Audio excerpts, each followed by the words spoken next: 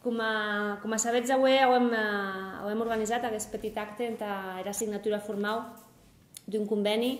entre el Consell General d'Aran i aquesta associació que ha com a objectiu general, o en tot cas d'en plus Eixar Jaquet com a president de l'associació, també donarà 5 sos,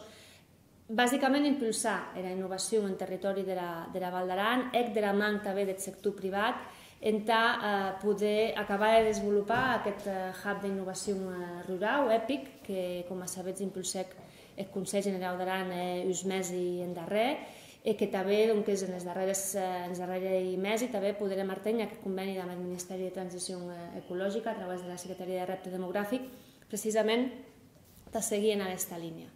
Quin és l'objectiu, com a dic? És aquest impuls de l'emprenedoria a través de la innovació, aquest suport al sector també privat, i la diversificació del nostre sector econòmic, i aquest suport i retenció d'aquest talent jovent que tant de besonya al país en aquesta idea d'anar dissenyant la Val d'Aran de futur, que ja no és tant de futur com de present, en què també vull un especial agraïment a aquells emprenedors, a aquelles persones que a títol també individual en aquesta associació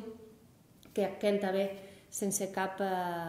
ànim de lucre, sinó per la voluntat, com a digui, d'assajar de posar una qüestió que des d'aquest govern considerem clau, que és, com a digui, l'impuls dels projectes tecnològics que permeten també que la Val d'Aran sigui un lloc de referència en aquest àmbit. Com ha dit la síndica, és una associació que neix de la iniciativa privada, de molta il·lusió, amb ganes de poder posicionar a Val d'Aran en paradigma, podem dir, tecnològic, però no només tecnològic, sinó també d'innovació. És un projecte que agarra de molta il·lusió, de prudència, perquè a Val d'Aran tenim un ecosistema que inicial no és gaire gran, però amb ganes de poder-lo impulsar. Quins reptes tenim com a associació? Precisament aquest. Un dels grans reptes que tenim és la captació de tot aquest talent aranès que ara se veu obligat a anar a estudiar d'hora, en Lleida, en Barcelona, en Madrid. El que volem crear és un ecosistema a Val d'Aran que pugui permetre que aquests gojats i gojates araneses que estudien d'hora que puguen retornar d'ací.